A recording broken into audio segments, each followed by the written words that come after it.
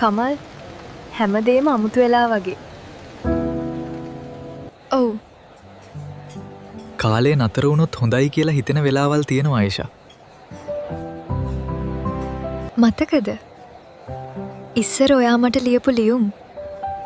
මං ඒව අදටත් පරිස්සම් කරනවා. මගේ හිතේ ඔයාට තියෙන ඉඩ කවදාවත් වෙනස් වෙන්නේ නැහැ.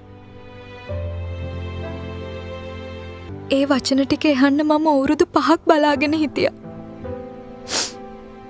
දැන් මට යන්න පුළුවන්. පරිස්සමෙන් යන්න ආයිෂා. ආයෙත් දවසක අපි මුණ ගැහෙමු.